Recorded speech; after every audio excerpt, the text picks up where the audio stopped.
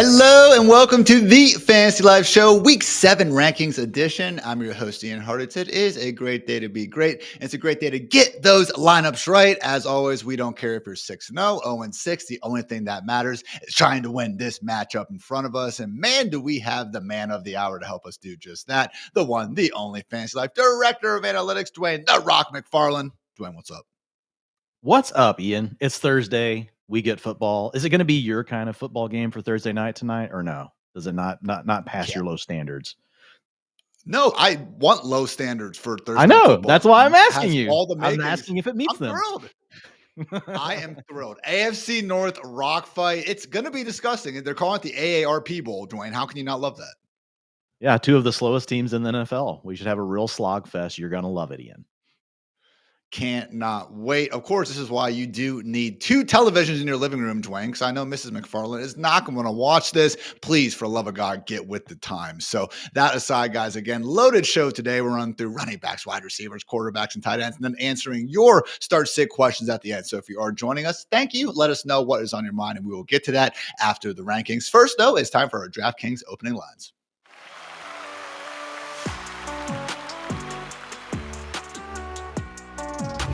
As always, invite you guys to check out our updated rankings on fantasylife.com throughout the weekend. And we also have a great injury roundup article that goes live on Friday, very much free to help get you guys ready as we finally get the final designations. But Dwayne, we do have some news that popped up. First of all, at quarterback, Kyler Murray. Yes, he was limited in practice again, but we did actually hear from a reporter on the scene that he was thrown to the practice squad players. Jacoby Brissett was the one actually working with the actual offense, which is also very banged up. Zay Jones, Michael Wilson apparently aren't practicing, and Marvin Harrison Jr. still working his way through the concussion protocol as he is a limited participant. No Amari DiMercato either. So, Dwayne, it is a tough matchup against the Packers anyway. With or without Kyler, I don't think we'd be exactly feeling too much better about anyone in this offense. If otherwise, Trey McBride, I'm feeling good about him. I guess if we have to go to a running back, okay, but we don't have him ranked very high.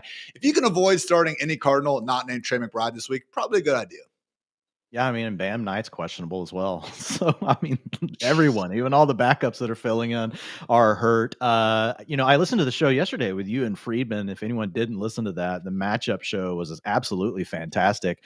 You guys getting through so much content so fast. And I agreed with Friedman's sentiments and yours as well, just around Jacoby Brissett. Overall, showed a little bit of a spark for this offense that we haven't seen. But if he doesn't have any of these players around him, it's really not going to matter. Ian, I want one game. I want one full game with Marvin Harrison Jr. with Jacoby Brissett. That's my dream for the rest of the NFL season right now. I know it's sad, guys. That's kind of sad to admit, but I would like to see one game. I'd take 2 or 3 of Jacoby Brissett throwing to Marvin Harrison Jr. I just want a quarterback that can see Marvin Harrison Jr. on his breaking routes so we can actually get some data on this.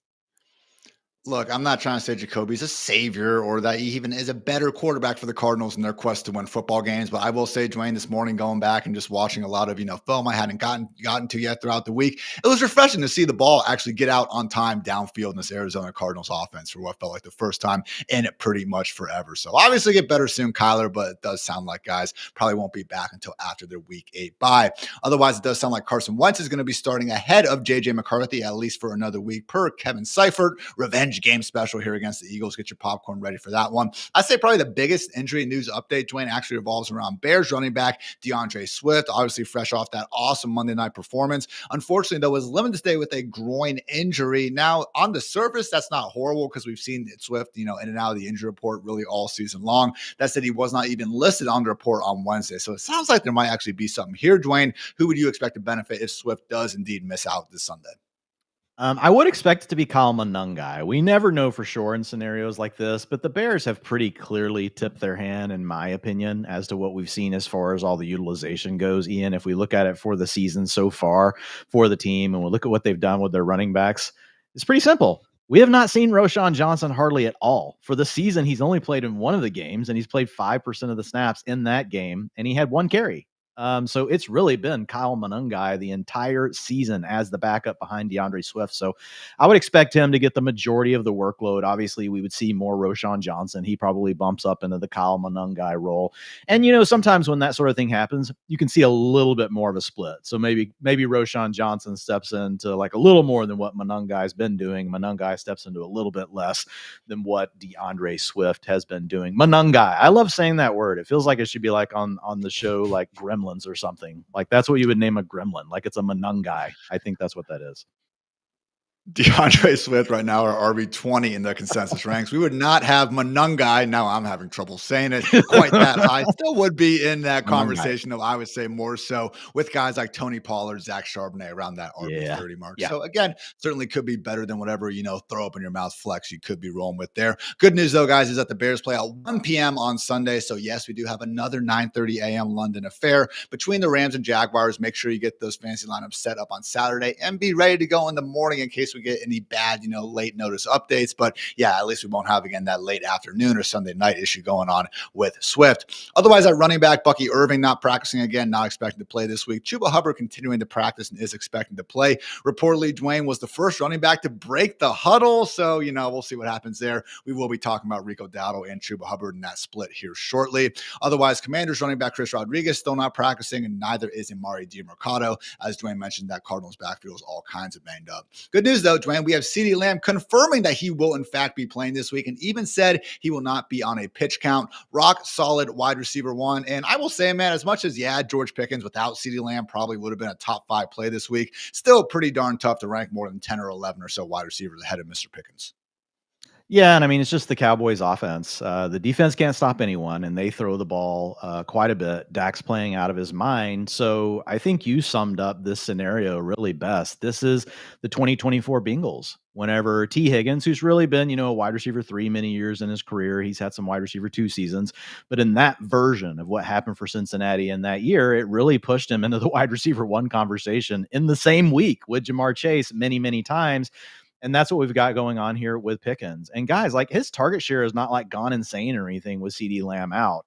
So I think his role is not going to be impacted that much. His target share is up slightly with that in the games without, CeeDee Lamb, but it's really just a lot of the big plays, man. I mean, he's just making the plays down the field, playing fantastic with the ball in his hands. And I think the other big positive is with Lamb out, it has really forced him to learn all 3 positions on the offense. Last week, we saw a season high 20% of his reps coming from the slot. Yes, we would expect more of those to go to Lamb, but just the fact that Pickens can move around now, man, and they can just do the different things with him. And if they need to ease Lamb back in and not like, push the pedal to the metal like this first game back, there's room where they know they can do all those things with Pickens. And then, of course, you've talked about it many times. Him and Devontae Adams, they are the kings right now as far as getting the end zone targets. I expect those to still be there for Mr. George Pickens. He was getting those before CeeDee Lamb got hurt.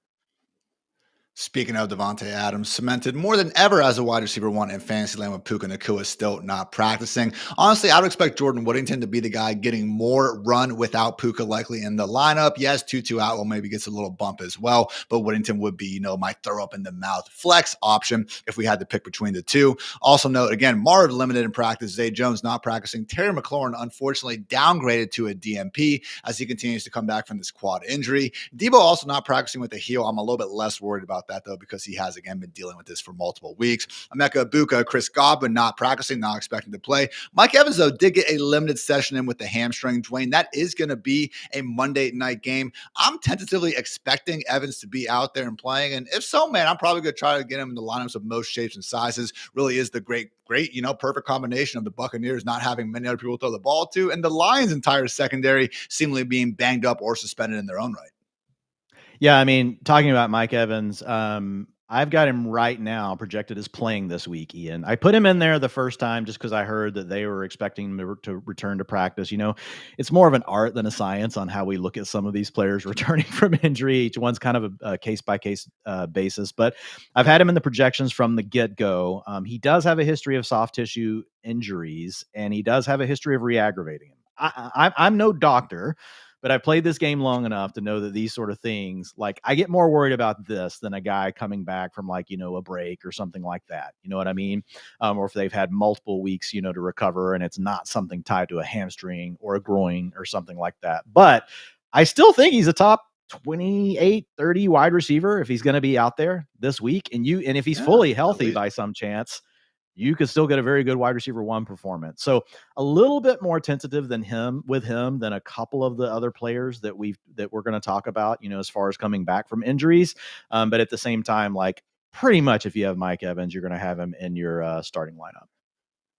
Now, just say, guys, given that it is on Monday, and we know what this Buccaneers offense can do, even without healthy wide receivers, Sterling Shepard, Tez Johnson, Cameron Johnson, I would be ready to have one of those guys to pivot to if worse comes to worse. Otherwise, DJ Moore limited in practice, Calvin Ridley not practicing, Jacoby Myers expected to return to practice amidst all these trade rumors, Garrett Wilson and Josh Reynolds not practicing for the Jets, Josh Downs also not practicing with a concussion, and finally, no David Njoku either with that knee, setting up to be a very big week for one Harold Fannin if Mother Nature cooperates. More on that in just a bit. But accordingly, guys, let's get into our running back rankings. This has been our DraftKings opening lines.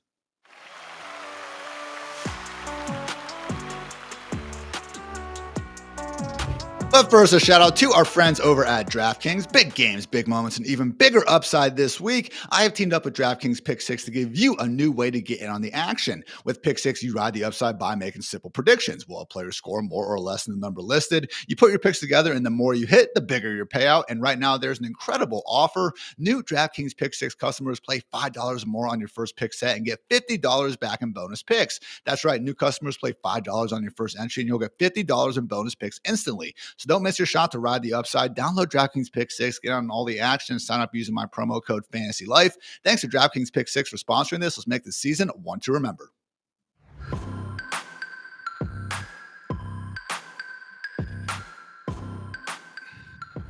Breaking down our Week 7 running back ranks here on the Fantasy Live Show. They're on your screen right now for all of our lovely YouTube and TV viewers. Otherwise, I will be listing them out for the rest of you folks. Christian McCaffrey, the RB1, followed by Bijan Robinson, Jonathan Taylor, Josh Jacobs, Jahmyr Gibbs, and Devon Achane, the top 6. We got Kyron Williams all the way up there as RB7, perhaps ready to be leaned on more than ever. Again, due to Puka Nacua being out of the lineup. Quinshon Judkins, RB8, ahead of this smash spot against Miami, followed by Saquon Barkley, Javonte Williams, Ashton Genty, and for another week without Bucky Irving, Rashad White rounding out the top 12.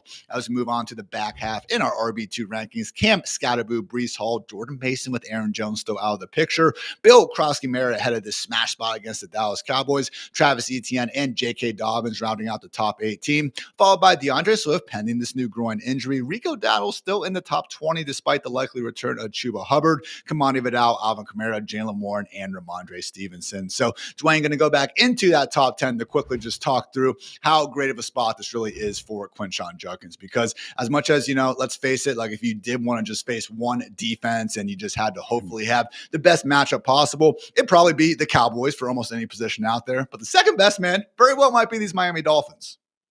Yeah, and the specific thing with the Dolphins is like if you isolate it down to just what they've allowed on the ground, because there are holes in Judkins' utilization profile, right? We still have the receiving work going to Jerome Ford. Judkins is really the main ball carrier, and that's his role. He's handled 80% of the snaps over these last 4 games. But if a game gets sideways on him, like he can get pushed off the field on those passing downs. But the big thing here with Miami is, man, they've given up 20.9 fantasy points per game to opposing running backs just on the ground, Ian. This doesn't even include what they're doing as receivers. And if you work that out from a boost standpoint, so like you guys have seen our DVP tool where we show you the fantasy boost. So I just isolated it down to rushing.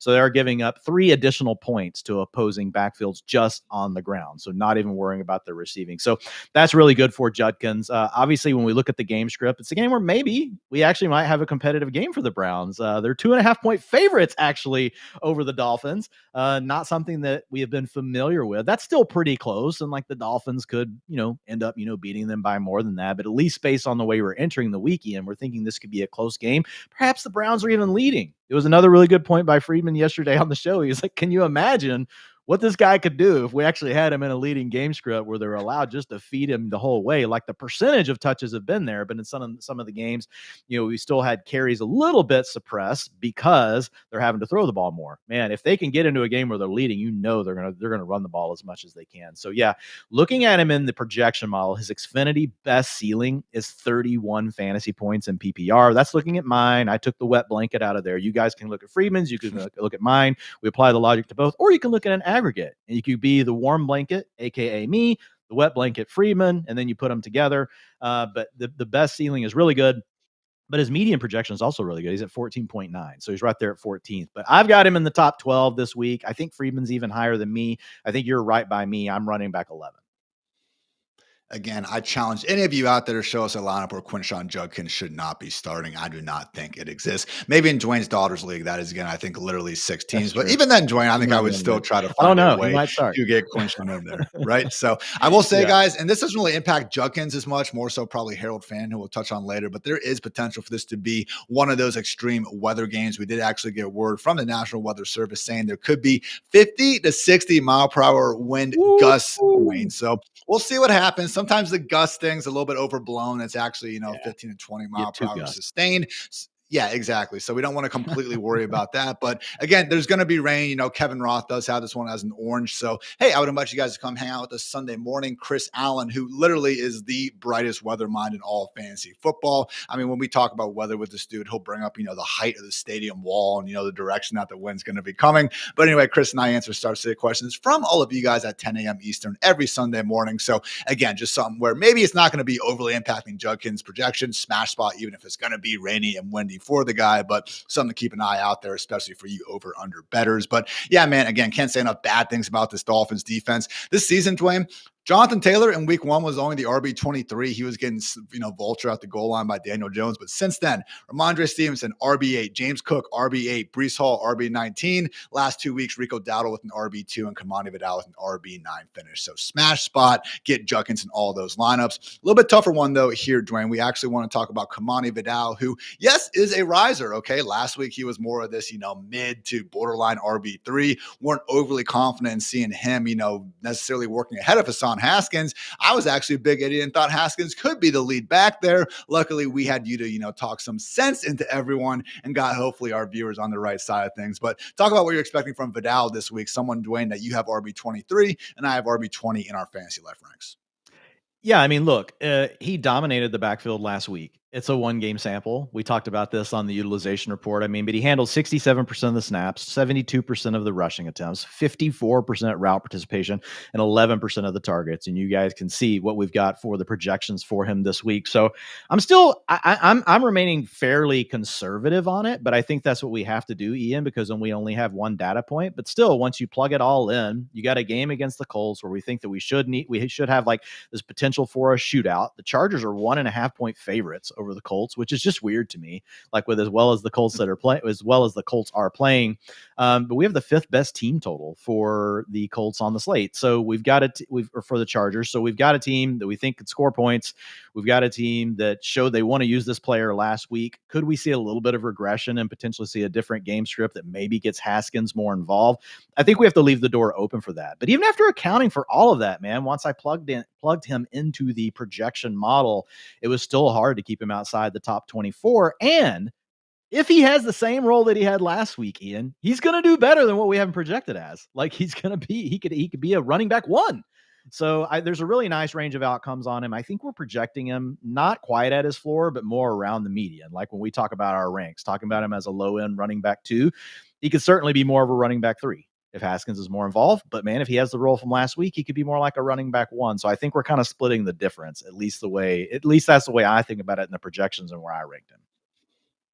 Some guys we do have consensus between Dwayne and I ranked ahead of Kamani Vidal, Rico Dowdle just by a hair, DeAndre Swift pending this groin issue, J.K. Dobbins, Travis Etienne, and Bill Krosky-Merritt, guys that we would be starting Vidal over. However, Alvin Kamara, Jalen Warren, Ramondre Stevenson, David Montgomery, Kenneth Walker, amongst others. Dwayne, I want to ask you though something because I'm guessing for a lot of people, Vidal is probably going to be a tougher flex decision. And as we know, you got the running backs versus wide receivers, can complicate things a little bit. So in our flex rankings right now, we do have a situation where we prefer versus Vidal. We prefer Michael Pittman, Keenan Allen, Chris Olave, Xavier Worthy. I think I'm on board with all those. Are you?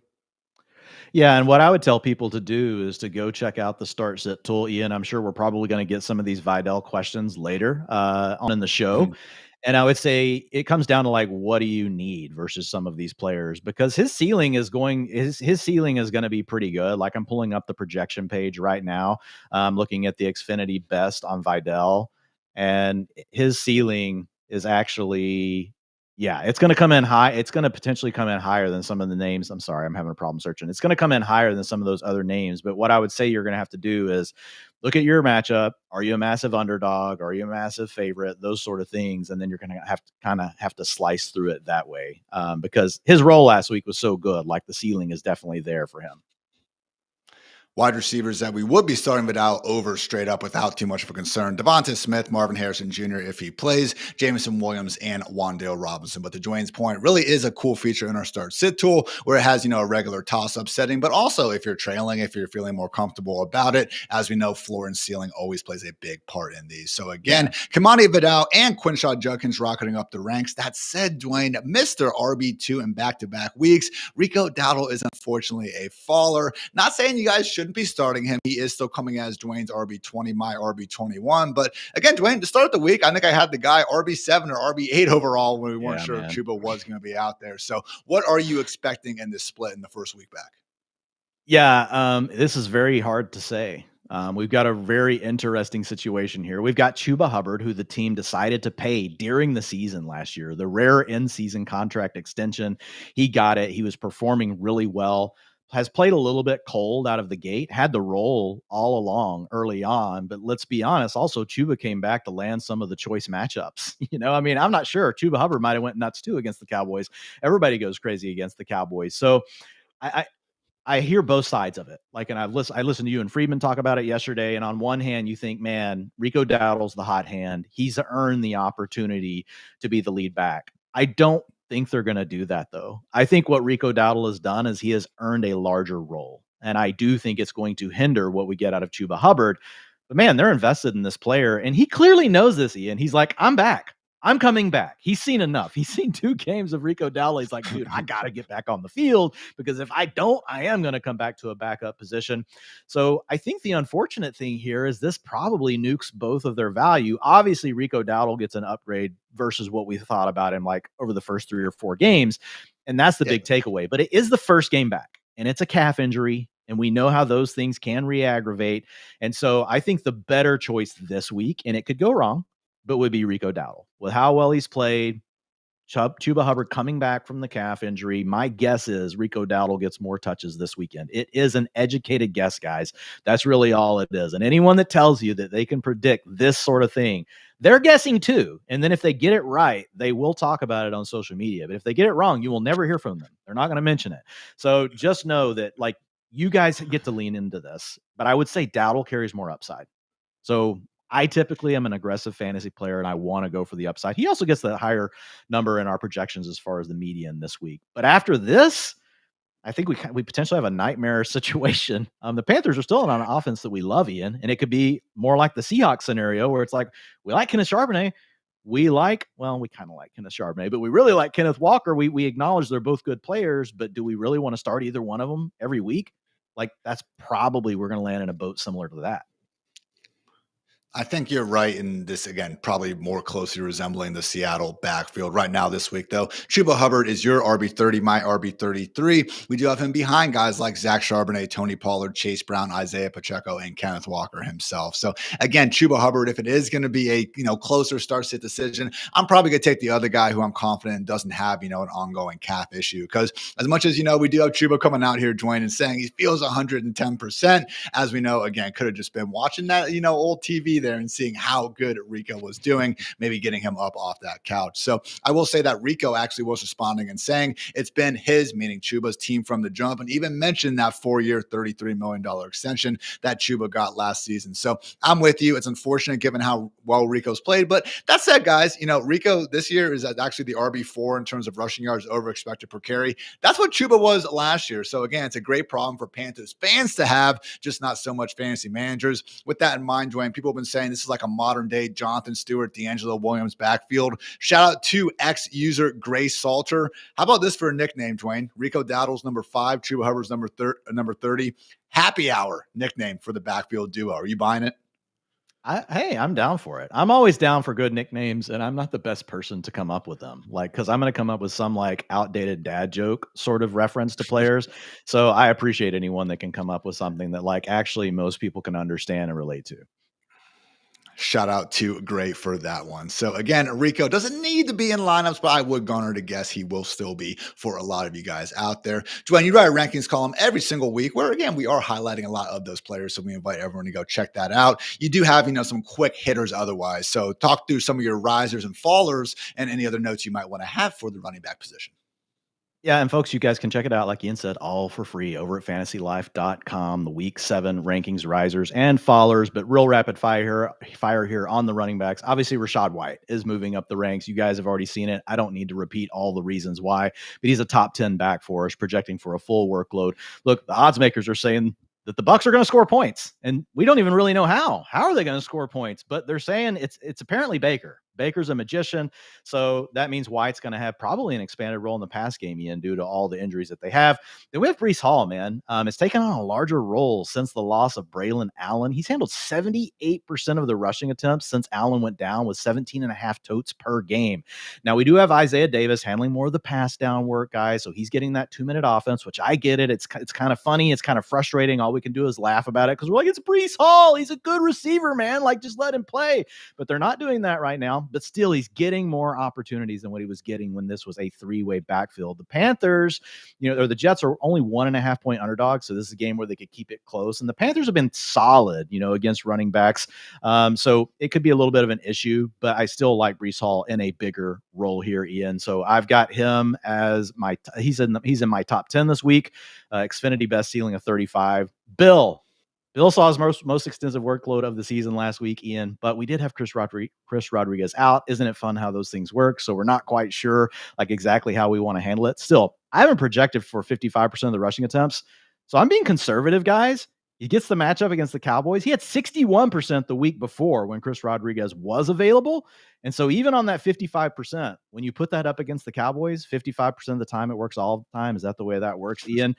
Massive team total here, 28.5. And when you get the matchup against the Cowboys, dude, they are boosting opposing backfields by 8.3 points per game. Guys, that is a ton of fantasy points. So Bill's in the mid-range running back 2 territory. But man, if he has the role like last week, he's going to be a running back 1 this week. Like, it could be a Rico Dowdle week. So mostly you're going to want to have him in your lineups. The last one I would say, Ramondre Stevenson. You mentioned his name earlier, Ian. Triggered me. But he did get 71% of the snaps last week. And so that's really all we have to go off of, man. So I think for now, we've got to project this as being more Stevenson's backfield. First data point without Antonio Gibson. And they gave it to him. And they just kept Trevion Henderson in the doghouse. So he is a mid-range running back 3 option. So if folks want the rest of them, they can go check it out on the site.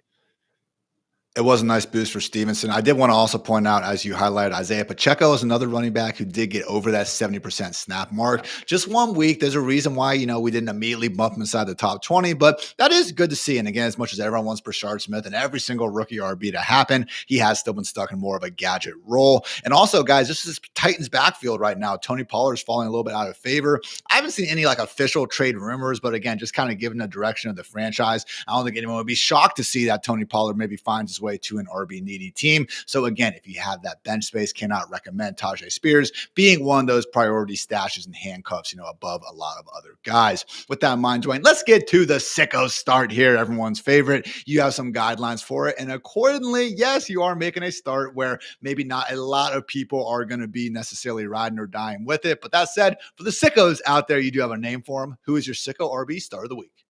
Yeah, and just a reminder on the rules, guys. Generally speaking, we're looking for rostership below at 50% or below. Like, there will be some that are close that I'll go ahead and include, like if somebody's at 55%. But with running backs, these generally do have to be sicker calls, because go out there. I challenge all of you to go look at Yahoo or ESPN rosterships and just sort by running backs and how often they're rostered, and keep scrolling down until you get below 50%. And then once you get there, find a name that actually has any sort of projectable volume for the week. Like, it's almost impossible. So we have to get a little bit more creative here, but I do have a name this week, and it is Kendre Miller for the Saints, Ian.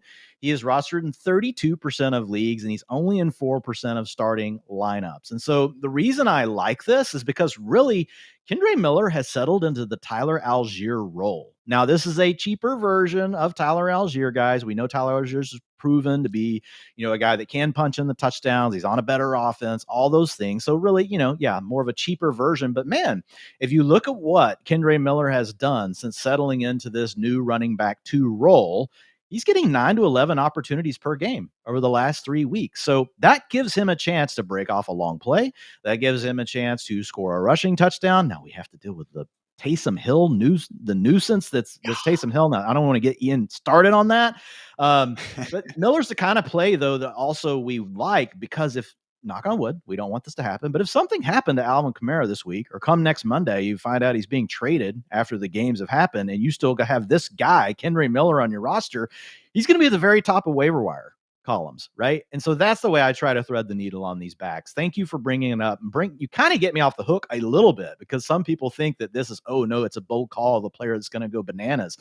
No, it's a guy that's rostered less than 50% that's getting some touches, and we might and there's some potential upside rest of the season if something breaks your way. So, guys, don't get it twisted. He's in the running back 4 group this week. He's not even in the running back 3 conversation. I've got him in the running back 4s, but he has a decent matchup against the Bears. So I do like Kendre Miller. RB4 this season in tackles avoided per carry. RB11 in yards after contact per carry. I know they drafted Devin Neal and everyone's trying to make him something. Really has been clear-cut Kendre Miller RB2 season down there in New Orleans. For my Hartitz heater of the week, though, I'm taking an Ohio State Buckeye because I'm a biased homer over here, but I actually do think it's a good play. J.K. Dobbins, 100-plus yards and not 1, but 2 trips to the end zone as a smash home 7-point favorite against Giants defense that is one of only a handful of units allowing north of 5 yards per pop on the ground this season. So obviously, Brian Burns and company, they can get after the passer, when they are pass rushing, not so good against the run though. And I do think Dobbins should have every chance to take advantage of it. So to Dobbins' credit, he's been a top 10 running back this season in rushing yards over expected per carry. Yes, everyone wants RJ Harvey to happen. And honestly, I would love to see Jaleel McLaughlin and Tyler Beatty completely removed from the equation and getting Harvey more opportunities in the passing game. But make no mistake about it, it has been the J.K. Dobbins show, particularly on early downs, averaging 16.2 touches per game. I'm not saying every single week is going to be, this boom situation, but hey, Dobbins, I do believe, has returned top 24 value in 5 of 6 starts this season. I think it'll be 6 for 7 and maybe, just maybe, his first true, top 5 finish after this one. So loving me some J.K. Dobbins. I am going to be starting him in basically every single lineup that I have the chance to. Dwain, let's get into some wide receiver goodness now. First, though, a quick word to our friends over at Xfinity.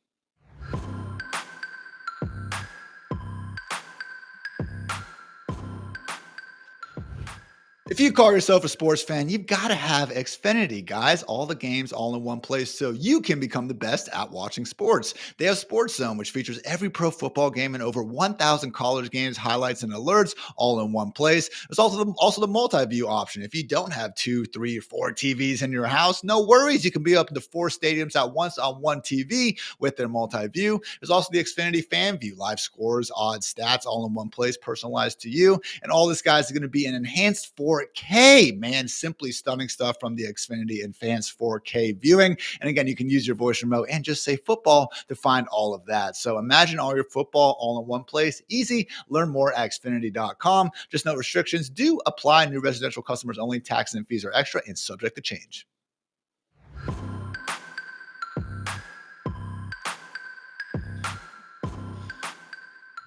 Talking week 7 wide receiver rankings here on the Fantasy Live show. Mr. Wide Receiver 1, Jackson Smith and the Jigba with Puka out of the picture, followed by our one true sun god, Amon-Ra St. Brown. Hopefully, Jamar Chase went bonkers on Thursday Night Football by the time a lot of you are listening to this, followed by Justin Jefferson, Nico Collins, and Drake London rounding out the top 6. We got Devontae Adams hopefully putting on his show for the London audience as our wide receiver 7, a returning CeeDee Lamb and Rasheed Rice. Love seeing that. Wide receiver 8 and wide receiver 9. More on Rice here in just a little bit. Roma Dunze, George Pickens, and Jalen Waddle rounding out our wide receiver 1 ranks. Moving on to the wide receiver 2 tier, we do have Deebo Samuel. Again, keep an eye on that heel issue, but not too worried about it right now. Followed by DK Metcalf, who seems to be growing that chemistry with Aaron Rodgers. Again, we'll see what happens to him on Thursday night. Cortland Sutton, Brian Thomas Jr., Tedero McMillan, and Quentin Johnston, assuming he's going to be able to get back in action after having that hamstring injury.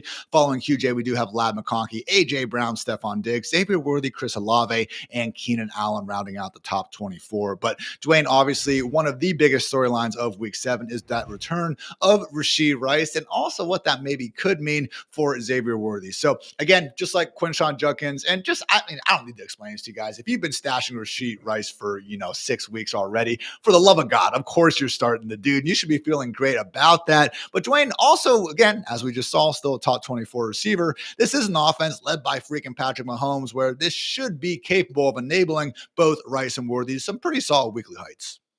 Yeah, absolutely. Rashee Rice is the clear one, though, until proven otherwise, right? And so if we look at Rashee Rice, we've actually got 11 games, Ian, now going back to week 14 of 2023 when he became a full-time starter for the Chiefs. If you guys remember that rookie season, he had to basically work his way up, and it was a gradual increase. He started off the year with nothing, and he kind of flashed, and everybody's like, oh, he needs more work. He got a little bit more, and then he got a little bit more, and he eventually worked his way into that full-time role. And so since then, we have an 11-game sample, and that does include the playoff games from 2023, and then the first 3 games from last year. Ian, over that span, he has averaged 17.8 fantasy points per game. That's a wide receiver one. You guys all know that. 27% target share. That's wide receiver one worthy. And then his yards per route run, 2.36, also wide receiver one worthy. I know there's been a little bit of speculation out there about like, will there be a cap on him? Is it something where they don't play him in a full-time role? And I will say, like, there is a little bit of risk, Ian. He wasn't allowed to practice with the team while he was suspended, but they did allow him to rejoin team meetings on September 24th. So that's a minor concern, but we're also talking about a player that did get to go through training camp. And so prior to that, like, he was getting all of his reps in with Patrick Mahomes, and all reports were that he already looked fantastic. He wasn't limited due to his LCL injury that happened last year, that when Patrick Mahomes took him out. So I'm not as worried about it, man. I feel like the guy knows the offense. This has been a consistent offense with Andy Reid and with Nagy. I think he's going to know things. I think they're going to ramp up to speed. And here's the thing. Rashee Rice, 90% of Rashee Rice playing in this offense is worth 110% of most receivers. And so there was no way to keep him out of the top. I have him wide receiver 6. So I'm a little bit higher than even what we have on the side. I get it if you guys want to put him a little lower than that. But the bottom line is, you like to say, Ian, is we're starting this dude. We're going to be starting this dude. Xfinity best ceiling of 32.2. That's the 8th best on this slate. A median projection of 16.5. That's the 6th best. He also has the 7th best floor in the projection model. So yeah, looking really good for Rice. Worthy, on the other hand, look, like you said, he's a player that we're going to want to play. And I honestly thought I would get him lower than I got him. He's still inside my top 24 this week. I will say there are some little concerns here, but I also know he hasn't been fully healthy, right? So this is a player that got hurt right away in week 1 with the injury with Kelsey to his shoulder. Then he ends up tweaking his ankle. He's been dealing with that. But what I'll say is, since he has returned, now whether or not he's fully healthy, can't say that for sure. Probably not. But it's been a limited role, man. Like, they've held him to a 76% route participation. He's got a 64 utilization score over that span, which is looking at his targets per game, catchable targets, target share, all these sort of things, how integrated he is into the offense. And his historical comps, Ian, have averaged 12.4 fantasy points per game. Now, that's a 3-game sample, but it looks a lot like what we saw last year for a major portion of the season. Where's he at this year? 12.9 fantasy points per game. So I think the verdict, I don't want to be completely out on Worthy. He's a young player, like I said, that could still be getting healthy. And to your point, the ceiling's there. It's the Chiefs. But there are definitely some red flags here. So I've got him at I think he's a borderline wide receiver 2 right now. And there could be weeks where we are ranking him more like a wide receiver 3. We need to see more from Worthy. Just seems like a situation too where Rice is going to be taking a lot of those floor-friendly targets away from Worthy, the lower 8-out stuff that we can rely on. I will say, though, we see Mahomes mostly start reconnecting on the deep ball with Tyquan Thornton, but it's been there for a little bit with Worthy too, particularly in that first game against the Ravens. But these last 3 weeks, guys, Worthy has 7 targets on passes thrown at least 20 yards downfield. The rest of Chiefs offense combined only has 5. So I do think there is going to be something there. And again, even if it's a little bit more inconsistent than we were hoping for someone like Worthy, Worthy still should be someone in more fancy lineups than not. So again, right now we do have him ranked just ahead of Chris Olave, Keenan Allen, Michael Pittman, Devonta Smith, T. Higgins, Mike Evans, amongst others. So again, very likely that you are still going to be rolling with Worthy, but yeah, make no mistake about it. Rashee Rice is number one wide receiver in Kansas City. And I am happy, Dwayne, that you use the sample size from his rookie season as well. Okay, we're not just taking the 3 games from last year and saying, oh my God, look, the guy was scoring more PPR points than anyone other than Jamar Chase. Maybe that happens again. I know, but the rookie year really was awesome. Actually averaged guys 2.41 yards per route run. Here are the only better rookie seasons since 2014, Dwayne. Odell Beckham Jr., A.J. Brown, Justin Jefferson, Puka Nacua, Jamar Chase himself, Brian Thomas Jr., and Chris Olave. Pretty good company, I'd say. Very good company. And I talked about him with Matt Harmon on Talk Data to Me just very briefly, because I know that Matt Harmon is actually a guy that he's kind of been, I don't want to say anti Rashee Rice. I don't want to put words into his mouth, but he cracked up laughing when I brought him up. He's like, no, he's like, I'm in on Rashee Rice. He's like, with the way the NFL is playing, he's like, he's just such a tough receiver over the middle, and he is the right archetype to really thrive in today's game with the way defenses are playing. And that's kind of been an adjustment that Matt has made in his process and the way that he's looking at some of these guys. So I thought that was the other really encouraging thing, because the only potential issue we have with Rashee Rice is the question of, if suddenly he wasn't getting spammed with gimme targets, like how much can he really do on his own? So to hear those words from Matt Harmon, for me, like that was even more reassuring, because that tells us like this is a player that can stand out in his own right. And he is in a scheme where they do spam him with all that additional stuff. And guess what, guys? He's pretty dadgum good with the ball in his hands after the catch. So seems like a guy you might want to spam with those kind of targets. So yeah, love Rashee Rice and loving like what the profile looks. And congratulations, everyone. It is Rashee Rice week, and you get to put him back in those lineups. Ian beat me to it. I went to look at our lineups last night. He had already taken all the joy. He had taken Rashee Rice on all the teams we had and already put him in the lineups. I didn't even get to enjoy those. I did have some other ones, Ian, though, where I got to do it personally. Walking up that, incline treadmill at Lifetime, Dwayne, just big old smile on my face, putting Rashee Rice back in those lineups. So again, feeling great about the Chiefs. And then we didn't even need to mention again the plus matchup here against the Raiders. But yeah, that helps too. Another situation though, Dwayne, where the guy's on the rise. That said, a little bit tougher call in terms of if we're going to be slotting him in the starting lineups. And that is 49ers wide receiver 1, 2, 3. We'll see who's healthy and active. But Kendrick Bourne, man, 142 yards in back-to-back weeks. Ricky Pearsall with that knee issue has not been practicing. I would say at this point that I am not expecting him to return this week. We got Juwan Jennings playing through 5 broken ribs. He's got ankle injuries. He's also been floated around in some potential trade rumors. Who knows what's going on there? Yes, George Kittle has been activated, for his practice window. That said, would we be all that surprised if they hold him out for one more week just to be safe and just ready to unleash him on National Tight End Day in week 8? It would not shock me. So we'll see what happens, Dwayne. For the sake of just kind of the upside scenario, okay? Because right now in your ranks, you have Ricky Pearsall playing, and accordingly, you have Kendrick Bourne more so as this wide receiver 4. He's your wide receiver 45 overall. If Pearsall's out, if Kittle's out, Juwan Jennings is going to play, that's fine. Where would you rank Bourne if we do still not see Pearsall and Kittle returning? Bourne with Mac Jones or Bourne with Brock Purdy? No, I'm just kidding. Okay. I'm joking. But he has played. He's got that connection with Mac Jones. But no, I'm kidding. I think he's a wide receiver 3. But you and Friedman are more bullish, and I certainly can see the case for it. And guys, just 100% transparency. I was more slow to adopt Juwan Jennings last year. Because of the process that I use, it's balance, and I kind of work players through steps. So sometimes where I can miss is when I'm not willing to get all in on a player right away, but I have reasons for that. And the reasons are Kendrick Bourne has been Kendrick Bourne for his entire career. Okay.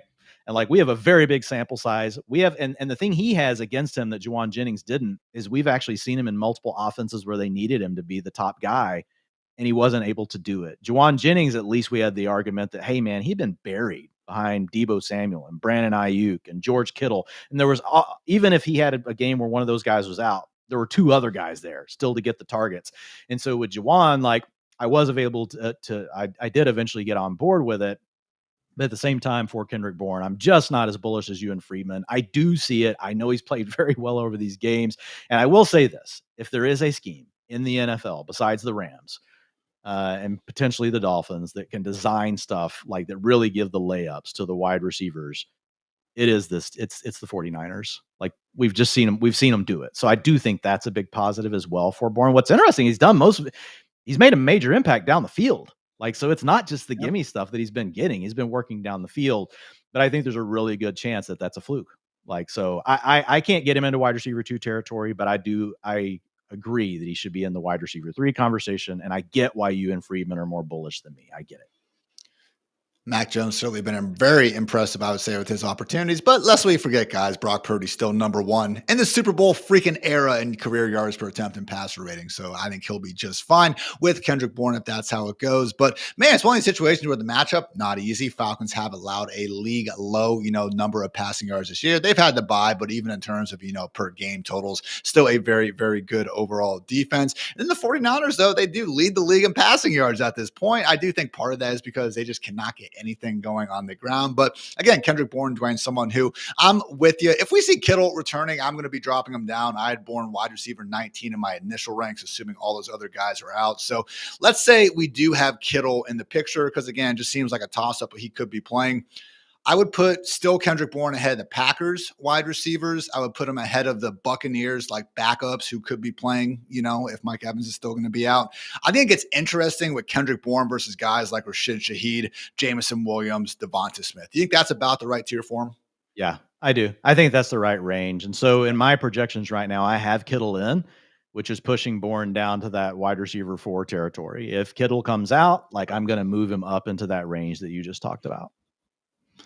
God, there is another simulation, Dwain, where George Kittle is like having Puka Nacua and Jackson Smith the Jigba numbers this season.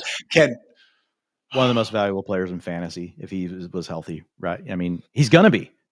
Go trade for him, guys. I mean, it's kind of like the Rashee Rice thing. The manager's already been holding them the bag on it this whole time. They're going to be like, what are you talking about? I'm waited this whole time. I'm not trading him away.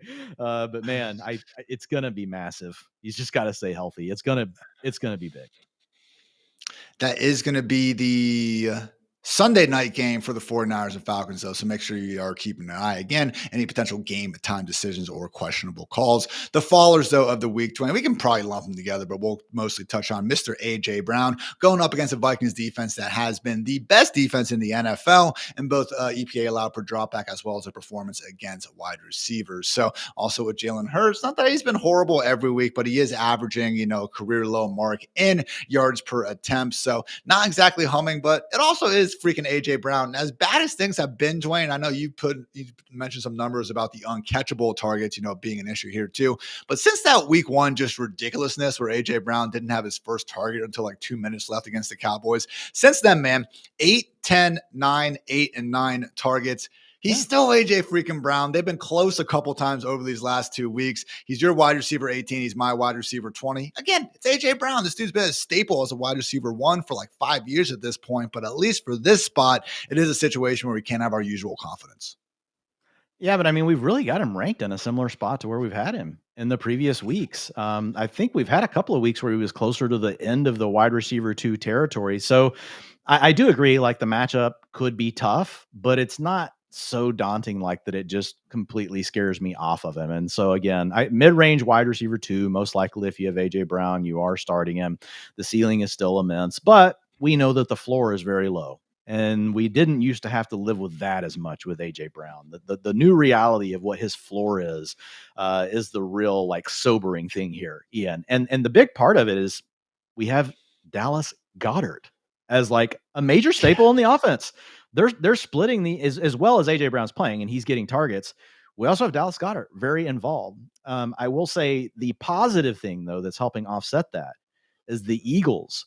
Over the last 3 weeks, Ian, they are the most pass-happy team in the NFL and drop back rate over expected. Did you have that on your bingo card? Because they ranked 31st out of 32 teams over the first 3 games that they played. So this has been kind of the tale of 2 seasons. I know we're not even, we're through 6 games, but the tale of the first half of the season, these first 6 weeks, it's been 2 different Eagles teams. The truth probably lies somewhere in the middle, but I think the encouraging thing there is the Eagles have shown a willingness to throw the ball more. And I think we're probably looking at more of a balanced offense instead of, I think we're going to have certain games where they're run heavy. certain games where they're pass heavy. We won't always know which ones are which, but I think overall we're going to get more pass attempts than what we thought from the Eagles like 3 weeks ago when we were like, oh my God, here we go again. They're just going to run the ball all the time. Right, like not expecting them, and I know you aren't either, to continue being the most pass happy team out there. But we No, thought it'll they were settle in going the to middle. by far, yeah, we thought they were going to be by far the most run heavy team after 3 weeks, and I did actually kind of Yeah. expect that to persist. So the fact we have even seen somewhat of a spike there, good news. So they could be getting Landon Dickerson back, their guard. He's been in a limited Oh, practice, come on, both please. days to start this week. So hopefully that could help Saquon Barkley and company on the ground. But yeah, man, I do love the Dallas Goedert shout out as well. Dude's absolutely crushing it. But 4 targets inside the 10-yard line. AJ Brown, Saquon Barkley, and Devonta Smith have 5 combined between them for the rest of the squad. So again, hasn't been the start we all wanted for AJ Brown, only averaging 6.1 yards per target. Last year he was at 11.1. I do think better days will be ahead, but might have to wait a week or two before we get that true boom. Some other quick notes you want to toss out here, Dwayne, before we get to your next sicko start?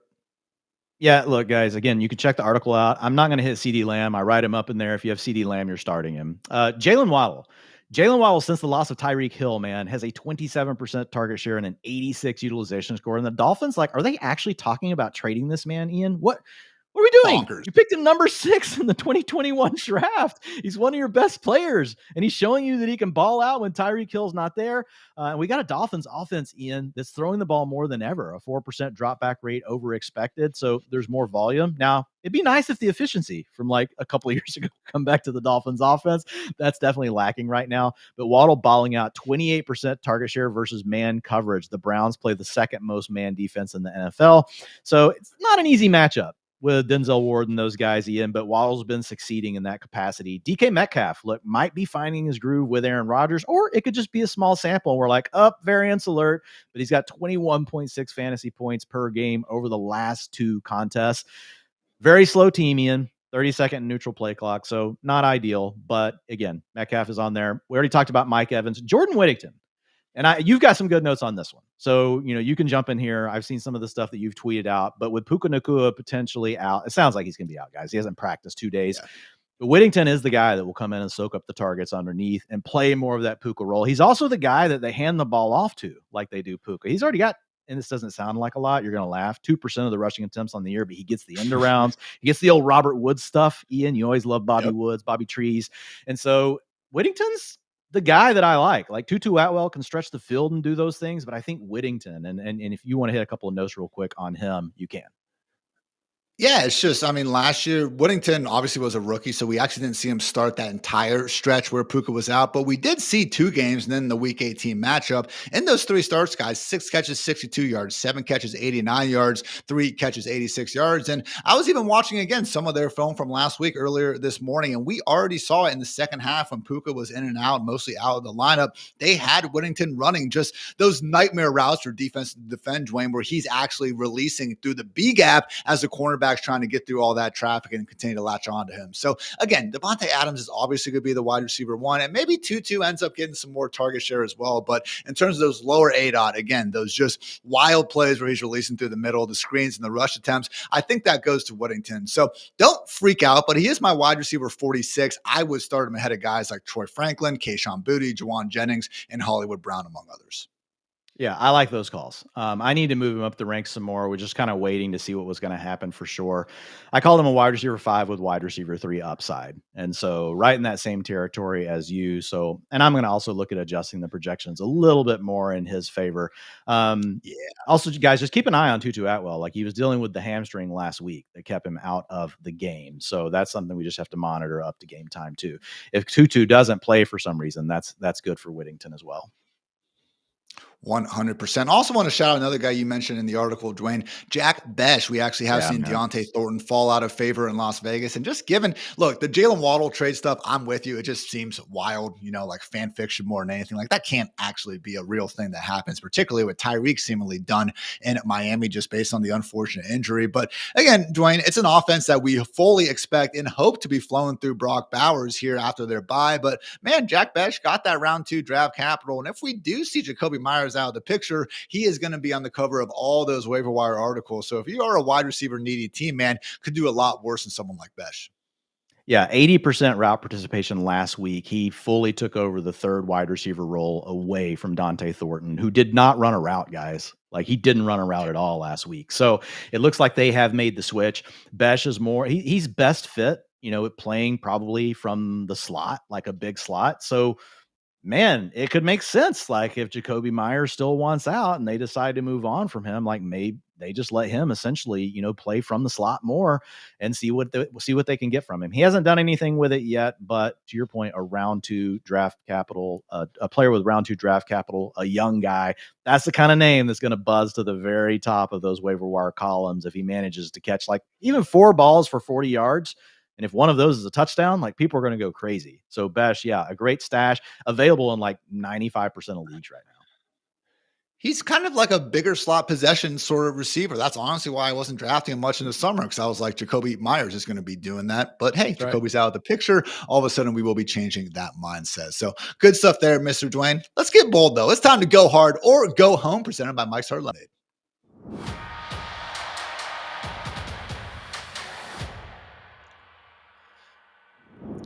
Are you going to go hard in your leagues and start these guys, or will you go home? This is Go Hard or Go Home, fueled by the bold flavors of Mike's Hard Lemonade, the official drink of those who go hard for their league. Dwain, who is your sicko wide receiver start of week 7?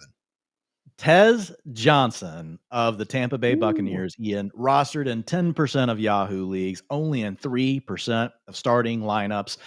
Sterling Shepard's is an option here as well. Again, I like, with the sicko plays, to lean to the younger player if they've had similar roles, where if something did break your way, guys, that it could be something that you actually might like long-term on your team. Now, it's really crowded here. We eventually, we don't know what's going to happen with Chris Godwin. We have no clue. We're not really hearing very many good updates here.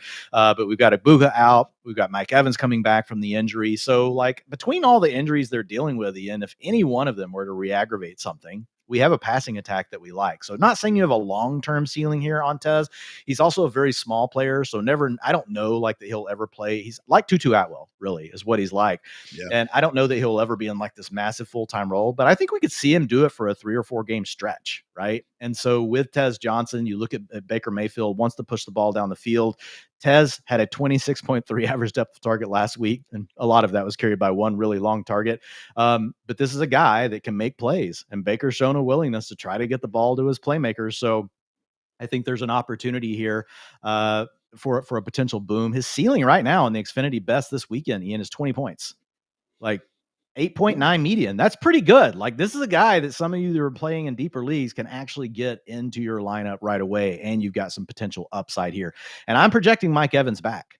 If Mike Evans doesn't play, like, there could be even more here for Tez Johnson in this game. So he's a boom bust wide receiver for me against the Lions this weekend.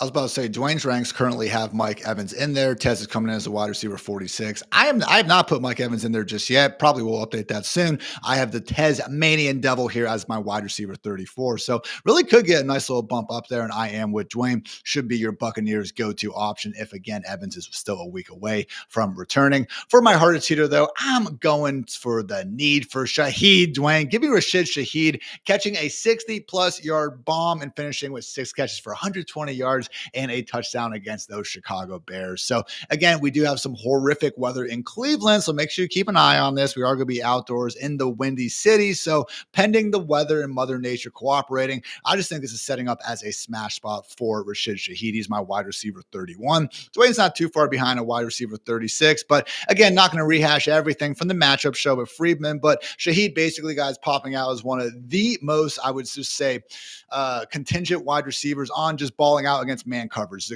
earns a lot more target against man compared to zone, which I think adds up when you think about kind of the style of his game. Meanwhile, the Bears run man coverage at one of the highest rates in the league, and we know it only takes one for Shaheed to really boom. And then specifically looking at that Bears defense against deep balls to wide receivers, the worst defense in the league in pretty much any metric you want. So Spencer Rattler really has been impressive. Man, Dwayne, I was reading Steven Ruiz over at The Ringer, one of my favorite writers out there, and he was actually like regrading the quarterbacks, from 2024 and seeing where they were going to go if they happen to draft again.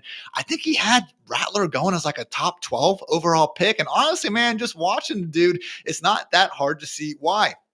obviously from the beginning was someone who was a 5-star. Caleb Williams had to take his job at Oklahoma in the first place. Yeah, he was a little bit of a dickhead on that Netflix doc back in the day, but the more and more starts we get, I understand the heavy majority of them have been real life losses. The more we are seeing Rattler and his ability to really push that ball downfield and take advantage of the skill sets of both Olave and Shaheed. So unlike past years, this isn't exactly like we need that 60-yard touchdown. Otherwise, we're going to get a goose egg from Shaheed, because he actually has caught at least 4 balls in every single game this season. So wide receiver 36 and PPR points per game this year, Dwayne Khalil, Shakur, Devonta Smith, A.J. Brown, Jameson Williams, they have not scored that many points. So Rashid Shaheed, boom. Do you like it or love it, Dwayne? No, I love it. I love it. Look, I think all the Saints weapons, especially Shaheed and Olave, get underrated because of how Spencer Rattler continues to progress. I don't know that I think he would be a top 12 pick, but I think he's definitely better than what we thought he was. And so as they continue to progress, now we need to see the touchdowns unlock. So like the yards per attempt is starting to come up. If you look at the completion percentage, that's been there all year. He doesn't take a lot of sacks. Rattler knows when to scramble. He knows how to pick up the first downs. Like, he does a lot of things really well. Like, number one, let's just not put Taysom Hill on the field every time we get inside the 5-yard line. We could do that, Ian. But yeah, I like this receiving core. I do think it's good enough, though, that if Rattler's is good as what people are starting to say, like, we should see some boom games here. We need to see some boom games. And yeah, let's get it going. Let's have we've got Chris Olave, I think, in our top 24. You showed that earlier. And then we've got Rashid Shaheed in the top 36. So that tells you that we have a vote of confidence in Spencer Rattler. Trusting multiple guys on the Saints, Dwayne. What could go wrong here? But guys, that wraps up this week's Go Hard or Go Home, brought to you by Mike's Hard Lemonade, because playing it safe is how you end up watching the playoffs from the couch.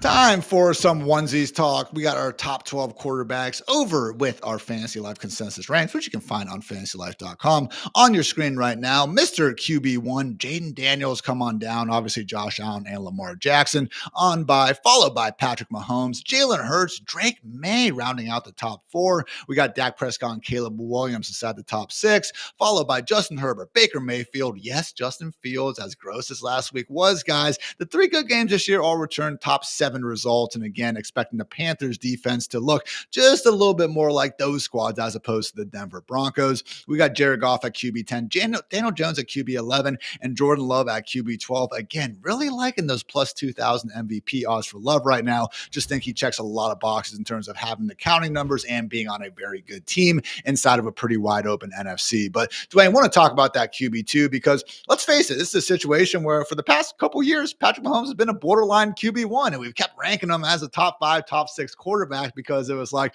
come on, we all know how good this guy is in real life. At some point, the fantasy points got to catch up. Hey, they have. It's pretty cool. Yeah, and there's a couple things going on here. Number one, the Chiefs have made a smart move, and they have decided we're just going to live or die with the ball in Patrick Mahomes' hands. Last year, their drop back rate over expectation was 2%. This year, that's a league-leading 8%, Ian. And guess what? If you want to really adapt your scheme, and you want to talk about ways that you get yardage on the ground, like, it's through what you can do on scrambles. And that's the other area where Patrick Mahomes has taken his game to another level. So imagine the defense knows you're running the ball and you're handing it off to Pacheco or Kareem Hunt or one of these other guys. Like, guys, those are all NFL players, but none of them are superstars. Or you can just let Mahomes read the defense, and whenever they turn their backs or he sees a lane that he can just take off and he can go get the yards. So when you look at Mahomes, man, he's scrambling more than ever. He ranks second in the NFL right now in scramble yards per game, Ian, at 36.5. He barely trails Josh Allen, who's at 39.2. Josh Allen leads everyone. And guess what else he's getting? When they get down inside the 10, they're designing looks for him. He only has 3 design rush attempts on the year. All 3 have come inside the 10-yard line. He scored on 2 of those. So they have decided, hey, we're going to let Patrick call his own number more often when he decides, and that's how we're going to get our yards on the ground. And otherwise, he's going to find an open receiver like Rashee Rice, Xavier Worthy, Travis Kelce, and he's going to play pitch and catch. The yards are also up. 252 yards per game is 5th in the league right now. 1.83 touchdown passes per game is at 6th. Those numbers ahead of where he ranked last year, 8th and 10th. So more in line with what we saw in 2023, not quite back to 2022 when he had 308 yards per game passing and 2.41 touchdowns. But man, the rushing is really helping. Patrick Mahomes projects as the number 2 quarterback in our rest of season projection model. Nice. He is funny on some of those inside the 10 option plays. Like the amount of times he'll kind of fake pitch before just getting some poor linebacker in space to bite, man, really is impressive. But overall on this year, guys, we have played 6 games, okay? Mahomes has 46.2 fantasy points from just rushing. That's more than he had in 16 games in 2024 and 2023, man. So we know he's always given us some level of, upside on the ground. But this year, man, you said it, like he really is up there with Josh Allen and it's not a fluke. He's doing it more. It's not just one long run skewing everything. Like he's doing this like week to week. And the positive thing for me, Dwain, and why I'm comfortable keeping him up there inside the top 5, if not the top 3, for the rest of the season, is that we've actually seen the passing numbers over the last few weeks with Xavier Worthy back. Those have started to come back up to our usual sky high numbers. So weeks 1 through 3, guys, Mahomes was only averaging 223 pass yards per game, just 6.4 yards per attempt, and only threw 3 touchdowns. These last 3 weeks, though, up to 282 passing yards per game, 7.8 yards per attempt, and 8 touchdowns. So again, still maybe not quite partying like we were in 2018 or 2019, but very, very good stuff. And again, now we drop Rasheed Rice in this offense, wheels up for Mahomes and the entire Chiefs group. There's a reason why he is still sitting as the MVP favorite right now. On to a faller, though, Dwain, someone who's still going to be in more lineups than not, but my God, like how much can you really expect out of Baker Mayfield with so many injuries going on at wide receiver? Last week, apparently you could still expect a ton. That said, it was obviously a banged up 49ers defense, reeling from the loss of Fred Warner as well. Luckily, this week he is going to be facing a Lions team that, again, is dealing with their own fair share of injuries in the secondary. But talk about Baker Mayfield and, again, just how far he is falling down the ranks. Yeah, look, he's still inside the top 12. To your point, you're still going to be starting him a lot of the time. But here's the thing. There are guys that you drafted after him in your fantasy draft, and we know a lot of people carry 2 quarterbacks, Ian. And here's a list of names that you would have drafted after Baker Mayfield, because he had a pretty high average draft position, was going around 7, 8, and 9 of drafts. All these guys you got later, and I would start all of them over him this weekend. Even if we have Mike Evans back, I would start these players: Dak Prescott, Drake May, Caleb Williams, Justin Herbert, Jared Goff. And that's the only reason I wrote him up, is because I know a lot of people carry 2 quarterbacks. We've had to do it more on fantasy teams that you and I have drafted together because no one leaves any quarterbacks on the waiver wire anymore. And so it's kind of been a trend that's taken over, maybe not in your home league. And if it hasn't, it's fine. You're still going to start Baker. We've got him in the top 12 this week. Vegas is confident in him, Ian. They're giving it a 24.5 team total, which honestly just feels high with all the injuries they have. I mean, I love Baker, but I mean, come on. Like, we really think he's going to have like the 6th or 7th best team total this week. Now they place these numbers out there, guys, to get bets, and they want them on both sides of the bet. So it doesn't always, it's not like a 1-for-1 that, oh my God, this means that this team's going to go off. But I was surprised when I saw that team total, but my gut says I'm playing all of those dudes that I just named over Baker this week. And I'm with you on that. Again, if Mike Evans is going to be available, that would help, but still just a situation where if it is only Mike, hey, Lions secondary maybe banged up and suspended enough to still be enough for it. Baker is playing on an MVP level, not trying to take anything away from him. He probably is due for a little bit of turnover regression, though, Dwain. I mean, PFF, they do track turnover-worthy plays, dropped interceptions, let's face it, kind of bad decisions that quarterbacks got away with. Baker this year has 9 turnover-worthy plays. That is tied for the 3rd highest mark in the league. Only 1 interception. The only 2 guys with more, Tua and Geno Smith, they have 7 and 10 interceptions. So again, Baker, maybe this, I'm not saying PFF's turnover-worthy play formula is completely perfect, but that would be my one, caution there again, especially if these wide receivers remain so banged up. A couple other notes you want to hit on, Join, before we get to our sicko start? Yeah, you guys hit on Jaden Daniels yesterday, you and Friedman. Like, look, they're playing the Cowboys. And you mentioned how Jaden hasn't been the same this year, and those things are all true as well. It's a pretty small sample because, he missed a couple games due to the injury. But if you have Jaden Daniels, you're obviously starting him. And, he has a huge ceiling, 35.7 fantasy points in the Xfinity best projection. Ooh. That's massive, guys. So really up there. Brock Purdy's the one other name that I wanted to mention. We're still waiting to see what's ultimately going to happen with this, Ian. He's dealing with a toe injury, which is a variant of turf toe, also dealing with an elbow injury. But man, if he gets right, like the fantasy potential this week and beyond, week 7 and beyond, is really massive here, because we're really getting to territory where the 49ers can't probably won't be able to stop anyone, kind of like the Cowboys. You lose Nick Bosa, you lose Fred Warner, you lose the other defenders that you lost in the offseason, even though you drafted some guys. And I know you have that next man up mentality, but it's just going to be getting hard at this point. And if you look at what I did, I've already docked Purdy in the rushing game, assuming that he's going to try to protect himself with this turf toe injury. But when you look at the matchup, not necessarily ideal this week against the Falcons. You've talked about how good they've been. They've held quarterbacks to a -8 fantasy boost for quarterbacks. Having said all that, man, the 49ers are throwing the ball all the time, man. This is a new day for Kyle Shanahan. Like, he's adapted to what he has. They haven't been successful running the ball, and so they're throwing the ball. And essentially, they're getting Christian McCaffrey the ball on run plays, just letting him already be past the line of scrimmage, and then they're throwing it to him. And that's how they're supplementing the run game.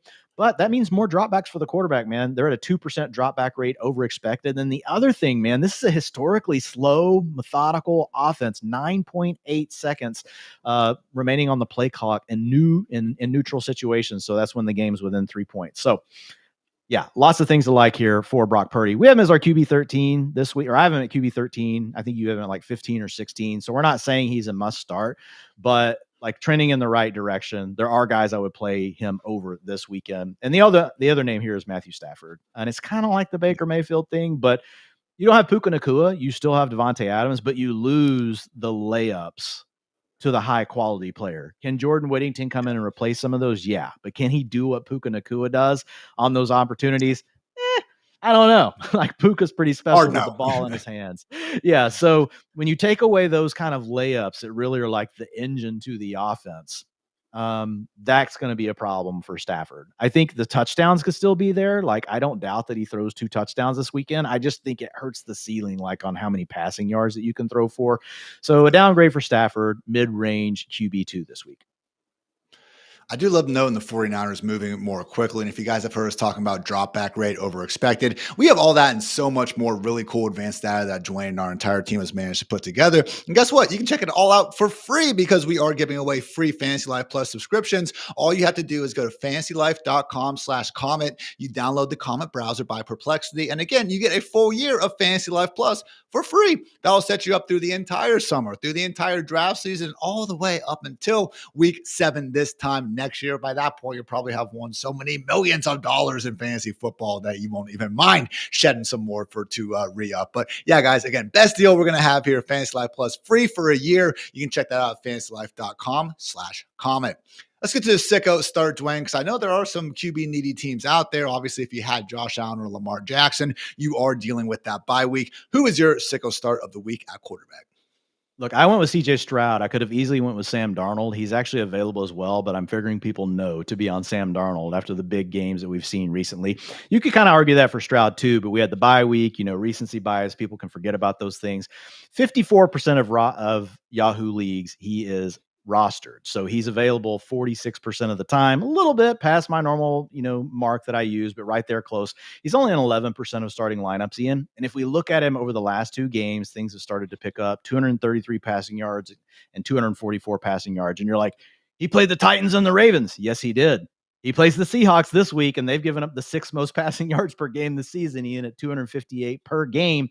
And they've been battling injuries in their secondary. We got to keep an eye on that. Devin Witherspoon. We also had concussion protocol going on for Reek Woolen. So we'll see what happens with those guys, but they've been even more vulnerable over the last couple of games. 29 yards per game boost over the last 4 contests and boosting opponents by 0.3 touchdowns per game. So Stroud's in a really similar situation with what he's just beat in the last 2 games.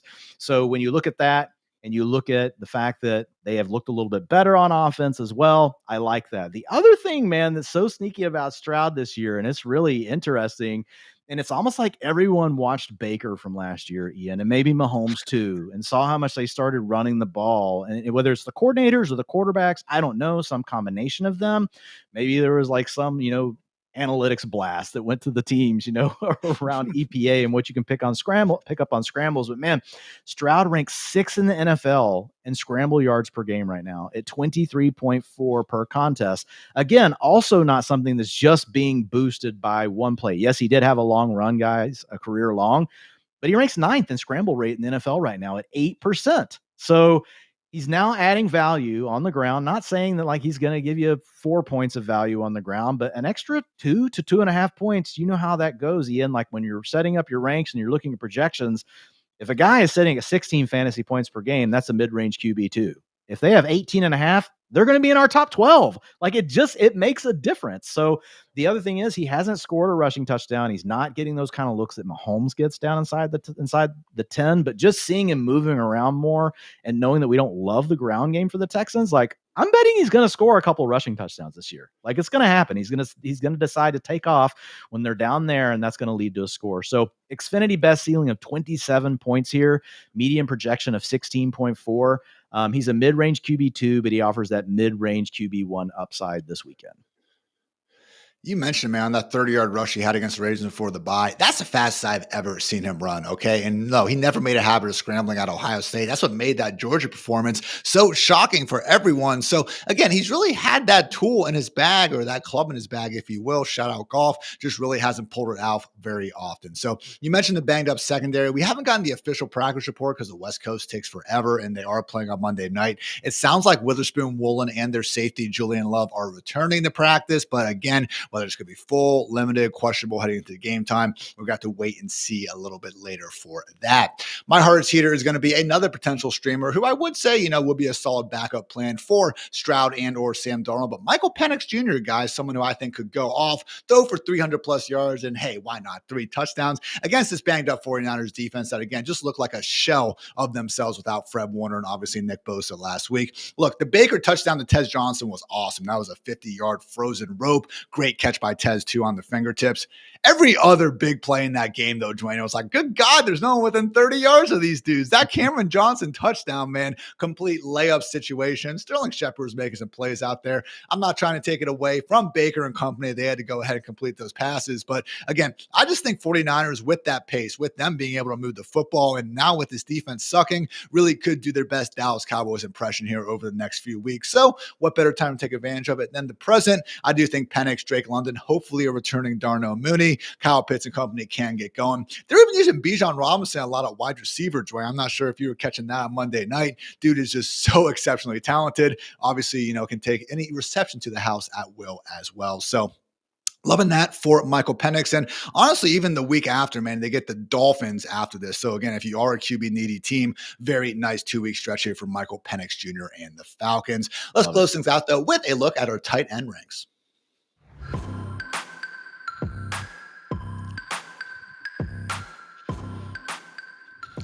The one thing we can rely on with the Arizona Cardinals has a name, and it is Trey McBride, our overall tight end 1 this week, followed by Tyler Warren, Jake Ferguson, hopefully a returning George Kittle. And as you guys can see with our Xfinity projections and half PPR points, those are only 4 players projected for north of 10 points. And that really would be where our tight end circle of trust ends. Look, Tucker Kraft, Sam Laporta, those are our tight end 5, tight end 6. Not that you shouldn't feel good about them, but again, only so much volume to go around those offenses. Much tougher to expect the moon during any given week there. Our back half of our tight end 1 ranks, though, Travis Kelce, Darren Waller, and Harold Fannin, assuming David Njoku is going to be out, followed by Dallas Goedert, Hunter Henry, and Cade Otton. But let's talk about that tight end 9, Dwayne, Harold Fannin, because this dude really just has made the most out of his opportunities all season long. Position high, 15 tackles avoided despite splitting time with David Njoku. And man, those 15 tackles avoided are also more than any wide receiver or quarterback in the NFL. So I know there's, these kind of just issues with people watching him, at Bowling Green, like, oh, is he kind of running bow-legged? Is he too awkward to thrive in the NFL? I don't care how he runs, man. If it's this hard for professional, athletes to actually go ahead and get this dude on the ground, whatever. Dude looks like a freak out there. And again, if we do see Njoku out, I know the weather is a potential issue, but even then, the way they use Fannin underneath, honestly, you could argue maybe he gets more targets in that way. Harold Fannin, top 10 tight end this week and beyond if Njoku's out of the picture. Yeah, we'd rather not have the weather because the defense also knows that, and that allows things to become much more congested because they don't have to worry about the deep shot if it's just going to completely get blown off the field, especially with Dylan Gabriel's arm strength. Like the ball could end up like over in the bench by the time it gets anywhere towards the depth of the receiver if it's deep down the field. When you look at Harold Fannin Jr., Ian, you mentioned it, and it's just the fact that, number one, the Browns have already shown that they like this player. With a healthy David Njoku, he has carved out a massive role. I say massive, a very considerable role versus what people probably thought he was going to do in his rookie season. So we always like when we see that. And last week when David Njoku left the lineup, Fannin collected season highs on his utilization score of 90, guys, which is really good. Score is on a scale of 0 to 100. So you guys know if you got a 90 on your test, you got an A. You're looking really good for Harold Fannin Jr. 15.1 fantasy points, and his route participation jumped up to 78%. So he's been impressive already. He was more impressive when he got more playing time. He blew the rookie supermodel production components completely out of the water, guys. So if you don't know what the rookie supermodel is, it's where we study all the things around prospects that we know best predict future fantasy performance. The biggest thing that held Fannin Jr. down was the fact that he was a round 4 pick instead of getting picked in round 2 or round 3, and that carries a lot of weight in the model. Yeah, but he was still up there, but it would have been a massive, round 3. It would have been even higher. So when you look at Fannin, yes, he is a tight end 1. I almost said wide receiver 1 because that's really what he is. He plays more like a wide receiver when you put him out there in those routes, but moving all over the formation for the Browns. So yeah, top 10. And the guys, if you do have your kind of pick of the litter trying to get this streaming tight end, Fannin would be our number 1 recommendation, followed by Cade Otton, Mason Taylor, and Michael Mayer. The faller of the week, though, Dwayne, again, I don't think people, I've honestly was shocked this week just kind of going through all my waiver wires, and I guess it was because of the bye, seeing how available he was, but TJ Hawkinson, man, yet to clear 50 yards in a game, and it does sound like we're going to have Wentz under center, which honestly is probably good news for Hawkinson right now, because in those 2 games with J.J. McCarthy, only 27 total receiving yards, and that was with Jordan Addison out of the picture. So again, Dwayne, your tight end 17, my tight end 18. Oh yeah, it's a tough matchup against an Eagles defense as well that has allowed the 3rd fewest PPR points per game to opposing tight ends. So almost just like my one concern here is that it just seems like such an obvious fade, and we know how fantasy football works. Now he's going to, catch a touchdown and go for 90 yards. But the best we can tell on paper, please don't start TJ Hawkinson this week. Yeah, it could totally go the way you just mentioned. The big thing that's pushing him down, he's been a borderline tight end 1 for us. This has really already happened, but we have George Kittle coming back this week. And then now we have Harold Fannin Jr. moving up the ranks, Cade Otton moving up the ranks, Mason Taylor moving up the ranks, and Michael Mayer moving up the ranks. Those guys are all in better roles right now than TJ Hawkinson. I mean, that's just the bottom line for this week. They are in better roles. Are they better plays for the rest of the season? Maybe not. So if you've got TJ Hawkinson, you're trying to decide between one of those guys and okay, is it worth it for the rest of the year? What Ian just said is actually very valuable. He could just as easily perform like those guys, but he hasn't to this point. And honestly, going back and watching the Vikings, we know Justin Jefferson's the number 1 man, and Jordan Addison just brings another level of big playability when you're targeting him and letting him get loose.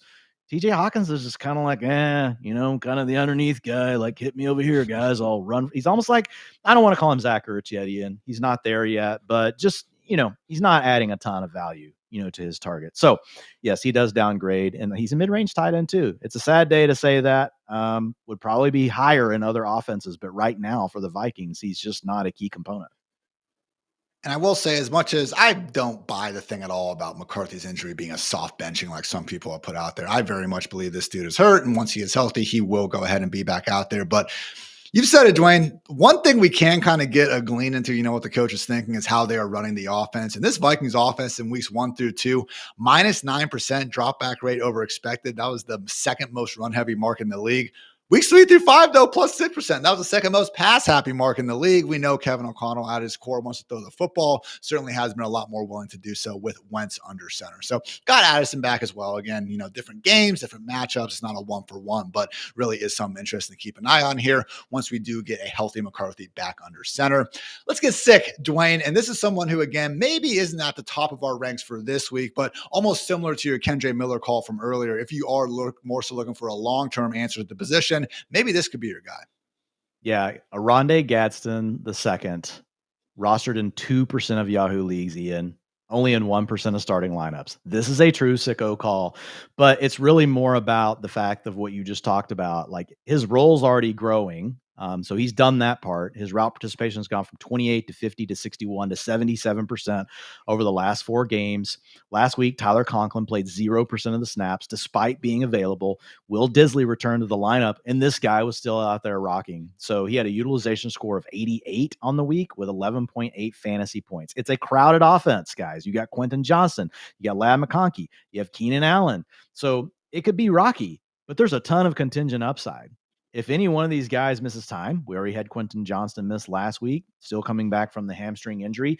Like Gadsden honestly looks like the next guy that's going to be the most valuable, not Trey Tucker, not Keandre Lambert-Smith. Those guys did get a little bit more playing time last week, but Gadsden's clearly on the field more than them, and he might be the guy that really benefits the most. And he also can operate from the slot and do a lot of things that a player, he's a different stylistic player than Keenan Allen, but he can play in that same area of the field, right? In the area where you want to target players like Keenan Allen. So I think you could make an argument, Ian, that like knowing that we think Njoku eventually, is going to come back. We know with Cade Otton, this week we like him more, but you're eventually getting Mike Evans. You're going to get Ibuka. We'll see what happens, from a standpoint with Chris Godwin and Michael Mayer. We know eventually, not even knock on wood, we just hope we get Brock Bowers back.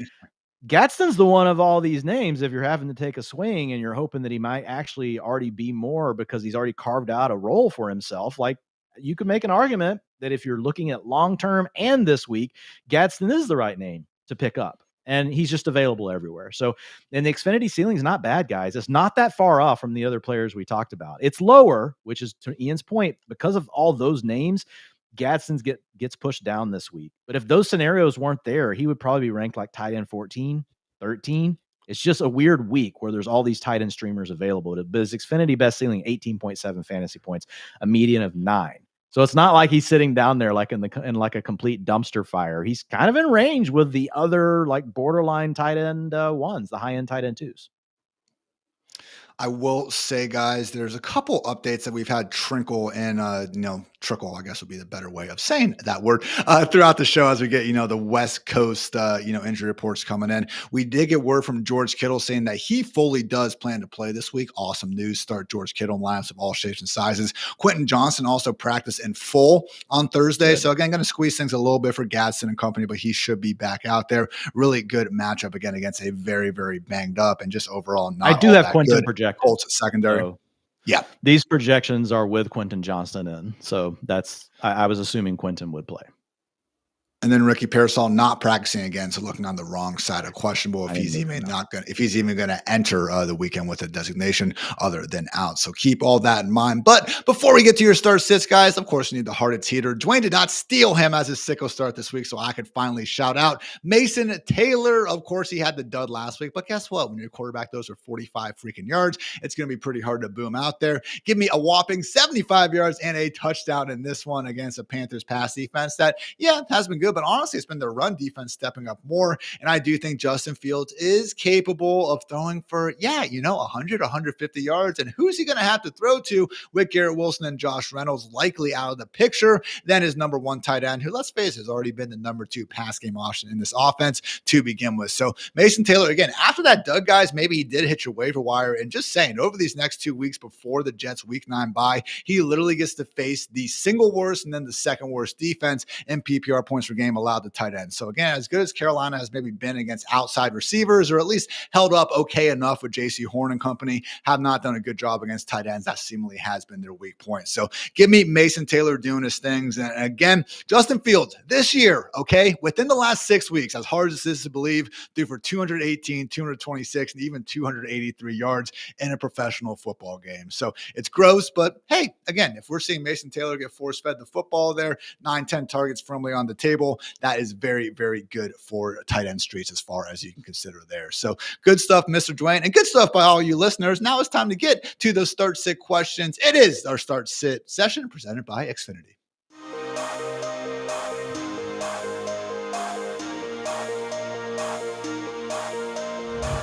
This is our start sit session here on the Fantasy Life Show, brought to you by Xfinity. Imagine all your football all in one place. Easy. Xfinity. Imagine that. Dwain, we are going to be showing off our handy dandy start sit tool. That, again, everyone can find over at fantasylife.com. We invite you guys to check that out if we cannot, unfortunately, get to all of your questions. So going to start pulling these up now. Again, thank you to everyone for the submissions. And let's go ahead and start off with Ivason. Pick 2, please. Oh, man. Rough spot. No judgment. RJ Harvey, Woody Marks, Tajay Spears, and Kendre Miller. They are 2-4 and trying to rebound. Unfortunately, Dwayne, I do not think this is the rebound they're going to be looking for. I'm going to start plugging things in. My initial idea would be Woody Marks and Tajay Spears. What say you? Yeah, I'm pulling it up too because like I'm building the projections that are going into here with Friedman. So, and we built the tool to do this. Did he say sorry if was a favorite or not? No. No. Okay. Yeah. So it's picking Woody Marks and RJ Harvey right now in a toss-up matchup, but they're all pretty close. Like if you look at the Xfinity best score, Kendre Miller is definitely the odd player out here. All these other guys are going to be rostered more though, so it's pretty much in line with like what we would expect from the way people are rostering these guys as well. I don't know. Tajay Spears might be close with Kendre Miller, but it is picking Woody Marks and RJ Harvey. And I agree. That's the way I would lean. And for the record, favorite or even an underdog there, we are still leaning with Woody Marks and RJ Harvey. Good stuff there. From Kalea, standard PPR. A little bit of an oxymoron there. That's okay. Harold Fannin Jr. or Darren Waller. Obviously, Dwayne, this one is going to be contingent on if David Njoku is playing. But again, back-to-back missed practices. Still Waller. I'm tempted to go Fannin, dude. Now, look, they're playing in the same game. The weather, so they both man. have the same weather concerns. It's going to give you Harold Fannin here, I think, because the projections I think is better. Yeah. Okay. Well, I mean, I am putting in projections, I guess.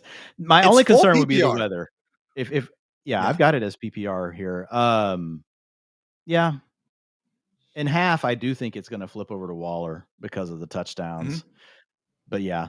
Okay. Yeah, I'm fine with Fannin. I will say this, like if it is the weather like Armageddon that we think could happen, and folks need to tune into you and Chris to get the lowdown on Sunday morning. But if it is something where there's sustained winds of like 25, 30 miles an hour, I don't know. I guess I just still go Fannin because he's going to get the stuff underneath. They're in the same game. So yeah.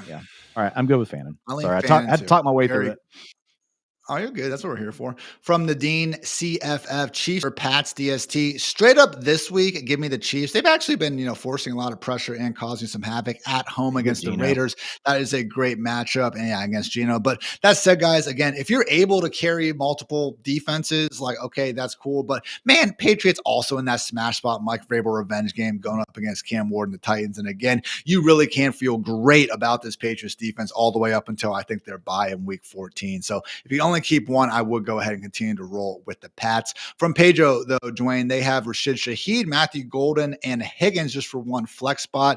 I'm assuming that is T. Higgins. I think I lean T here, but him and Shaheed are pretty close for me. I'm going to go Higgins. Yeah. And Higgins is who the tool says. Like you said, it's pretty close. Like it's pretty close, but it's still leaning to T. Again, very close, in it, but honestly, a lot of those same things. The three guys I highlighted as, again, having the much stronger man splits and are facing a man-heavy defense actually were Rashid Shaheed, T. Higgins, and also Tedero McMillan. So it's a situation, again, where I think that we can go ahead and lean towards T. Higgins there. Matthew Golden, though, someone where, again, as long as Christian Watson remains out, certainly does have his own upside. From Matt Carmody, what's up, Matt? Flex, Chase Brown, Terry McLaurin, or Rashid Shaheed. I would not count on Terry McLaurin playing. Obviously, we do have the Chase Brown issue tonight. So, look, it would be Terry, Dwayne. I mean, it would still be kind of close. Chase Brown does play tonight. He is going to be the best play here. I don't love it, but I think probably. Yeah, what I'll say. Yeah, look, here's what I'll say. Did we say half PPR or full on this one? No, full. Sorry. Okay, it is full. Yeah, full. Yeah, so. And that's why I wanted to put that in. So, guys, the tool does lean to Brown. I will say this, like I have ramped him down in all the projection stuff. Like he's been losing his role, but I've basically got it to where he's at now. What I can't tell you is if he's going to lose more of his role. And if he does, like that's bad. But on the flip side of it, what if the Bengals offense does look better with Joe Flacco? And it's just a more serviceable offense overall. And then that gives you more opportunities to score touchdowns, which haven't necessarily been there for Chase Brown. Like he's been terrible on his own. But yeah, I have Brown ahead, but I will say this. It is a closer call than normal. And if you just don't like Chase Brown and you're sick of it, you have the right as a fantasy manager to just be sick of it and say, I'm done with you, Chase Brown. You have to earn your way back in my lineup. And I do like Shaheed this weekend, man. I like everything you said about Shaheed. And this could be a slow, ugly game. So I don't blame someone if they want to go with Shaheed. The tool does say Chase Brown. I have a slight lean to Chase Brown as well. But I don't blame someone. Shaheed, going with him. I'm going to subtract. Give me Rasheed Shaheed here. If I'm going to go down, I'm going to go down swinging Dwain. I don't want Chase Brown on Thursday night. There's also nothing worse than, having that dud on Thursday night and then being forced to stare at it for the next 72 hours. It also sucks when they go off and you didn't start them. Yeah. It's probably, we shouldn't assume that's going to happen. All right.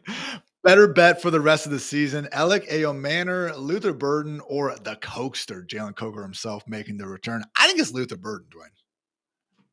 Yeah, if you're looking at pure upside, I do think that it's Burden. I would go Coker second, I think, but it's really, really close. I like the Panthers offense. And that sounds weird saying that. If you just isolate and cut that out and you were to use that out of context, I would look like an idiot. It's better than the Titans. And I think Coker and Manor are kind of similar, right? So they're neither guys that we really love. So I'm just going to lean to the offense I like slightly more. That has been playing better over the last couple weekends. Yes, easier matchups, but they have done their thing. So I do lean to Coker if you're one of the guy that has playing time. If you're looking for pure ceiling for a player that doesn't have a role yet, but you don't really need them in your lineup, and you're just like, man, if this pops, I'm really going to like it, it's Luther Burden. That's kind of where I'm at. I don't see a scenario, a very realistic one at least, where Manor or Coker are sitting here, in week 14. Like, I need to get them in the lineup. The way Burden's able to move out there, man, if they ever finally just fully decide to kick gets to the curb, I do think we could be seeing big things from Burden. Also from Pedro, Bill Krosky Merritt or Chase Brown, because someone in their league just dropped Bill, which is wild. Should I drop Chase Brown to pick him up? I would really like to think, man, that you have someone better to drop. Yes, I would take Bill over Chase Brown, sure. But, man, if there's I would rather drop the wide receiver 6, Dwayne, even if it is someone like Rasheed Shaheed, okay? Because, you have 4 or 5 wide receivers that are clearly better than him at that point. Really would try to keep the running backs, if at all. But if you had to do it, I would. If you have no other choice and it has to be Chase Brown, I would do it. Last one, we got 2 from DGD. Vidal or Bam Knight? You mentioned it. Bam Knight's a little bit banged up, and it's Kamani Vidal anyway. So Kamani Vidal there, don't need to go to the tool. Michael Penix or Matthew Stafford, Dwayne? I think we might have Stafford, but honestly, I'm leaning towards Penix. Yeah, they're close in our ranks too. 15.9 projected points for Stafford and 14.9 for Penix. So guys, these things come down to being close. There is a better ceiling though for Michael Penix. And that's primarily because he has shown a willingness this year to run a little bit, and Stafford doesn't at all. That's part of it. There are other factors getting baked into it, but that's one of the things that I know is driving this one. So I'm going to say that it is Stafford because you do still have Devontae Adams, man. And I could just I don't know. I more easily see him throwing 3 or 4 touchdowns. Penix could do it, but it's Stafford's proven he can do it, so many times. But the ceiling does go to Penix because he's the guy that could throw for 3 and run for 1. That's not happening for Stafford. And that's exactly what we're seeing with the tool. Again, underdog, if you are, in a situation where you just got to hope for the best, that would be Michael Penix. But if you are, relatively neutral or a favorite, Matthew Stafford is a safer play there. So good stuff from you, Mr. Dwayne. Good stuff from you guys from listening out there. If you like the show, always invite you to like the show. Hitting that subscribe button always does help us as well. So thank you guys again for tuning in. Good luck this week, and we will see you on Sunday night as we go ahead and recap everything that went down. So for Dwayne, for producer Matt, for producer Kelsey, for producer Tony, I'm Ian. Thanks again for tuning in. Until next time, take care, everybody.